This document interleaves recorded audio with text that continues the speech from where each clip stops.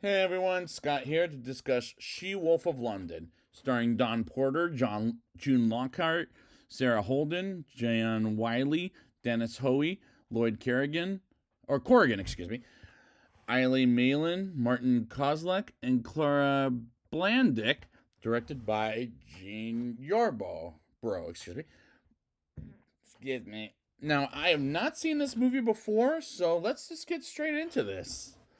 We go through opening credits and we start the movie off in Scotland with Detective Latham, talking with Inspector Pierce about a werewolf attack as it was a woman werewolf who done it, which sounds silly as the plot is more sillier than the last time. And we move on to Barry Landfield and Phyllis Allenby playing a game of horse racing, and Barry won as Phyllis says she didn't want the December wedding date. Well, she wants to be married to Barry next week, according to what they said in the script. And the authorities interrupt the romance between Barry and Phyllis, as she wasn't comfortable announcing in front of the authorities their engagement. As Phyllis gets home and has dogs barking at her, and she's afraid I know what that's like because I used to be afraid of dogs. No joke, it's not a lie, it's true. Until I had one, and I must confess, I once had a doggy. She was a sweet doggy, as she's sadly not with us anymore. May she rest in peace. As she was a German Shepherd, like the dogs barking.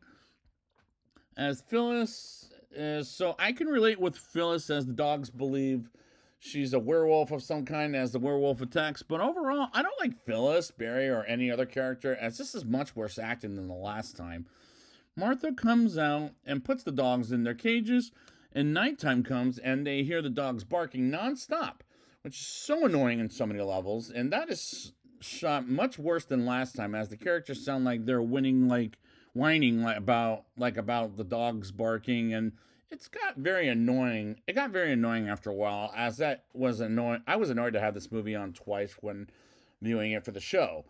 As some of the characters, like Mary, for example, comes off very despicable, as Phyllis wakes up with blood in her hands, like she killed someone the night before, as she woke up with wetness all over the clothes. As I'm having a hard time getting what does this movie have to do with a she-werewolf, other than the title of this movie. I don't know, as this movie is an hour long, and I'm so feeling every minute for the hour, as it was dragging a couple of times. Maria is led to believe Phyllis, or Mary has yet. Mary is led to believe Phyllis isn't feeling well, and she has a meltdown at the dining table.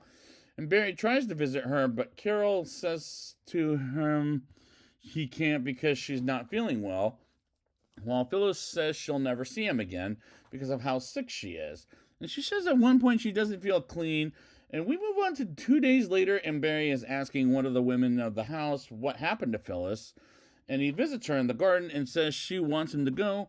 And I don't like the way the movie is written, as Barry talks with one of the Phyllis's roommates, and nighttime comes, and we still hear the dogs barking. And Detective Latham, comes by the house and asks the maid Hannah questions about the werewolf, as Martha comes in and asks her questions about the werewolf attacks. And the writing in this comes off silly, as this is a very silly movie, and I don't expect that from back in the 1940s. Phyllis talks with Carol about her broad shoulders as Martha comes in and gives her a drink to make her stay awake, and the reason she doesn't want to sleep is because she doesn't want the beast to come out, as she's afraid. And we move on to the detectives looking about after the werewolf, and a woman leaves the building and the dogs go after her. And this movie does a bad job at making me know the characters and to relate with them. And Phyllis had one moment, but other than that, she's not relatable, nor are the other characters whatsoever, as one of the detectives gets attacked and shows up wounded. As the next day comes, and Martha comes into Phyllis's room, and Phyllis is afraid she's done a terrible thing, and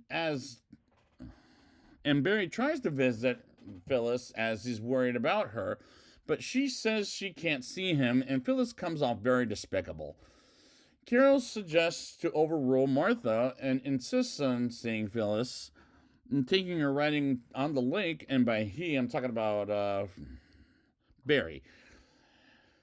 as she sees Phyllis and takes her for a ride on the lake, and she says she can't be married as she's afraid, and the scene drags on for a little too long while Barry makes Phyllis cry for whatever reason. And we move on to the detectives looking for the werewolf while Barry is out there and somewhere, and he wants to do a private investigating, and the she-werewolf attacks Dwight by grabbing his throat, and Carol comes to see Dwight as she sees Barry, and the encounter was just so awkward, and the acting in that scene is so bad. Barry sees Carol as he believes she's the she-werewolf, and Martha comes in as he was not sure if Phyllis or Carol was the she-werewolf. As she confesses she sees Dwight 3 times a week, as Martha is led to believe Phyllis is insane. And Martha wants Carol to marry Barry, and Phyllis comes to Carol's room and confess to Martha Phyllis is the she-werewolf, and she wants the authorities involved, and she goes out to get them and to investigate Phyllis's crimes. As Phyllis rests and Martha comes to Phyllis's room with warm milk, and I get the impression she's going to poison her with milk as she forces her to drink it all, as Martha says she poisoned her to kill her, to get her out the way and purposefully drive her insane, as that didn't make much sense. And Hannah overhears Martha as she tries to go to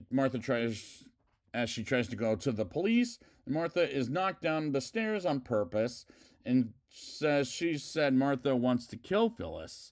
And Barry says to her she'll never kill again because she's dead. And the climax did bore me. And how much more silly and worse is this movie captured compared to Werewolf of London?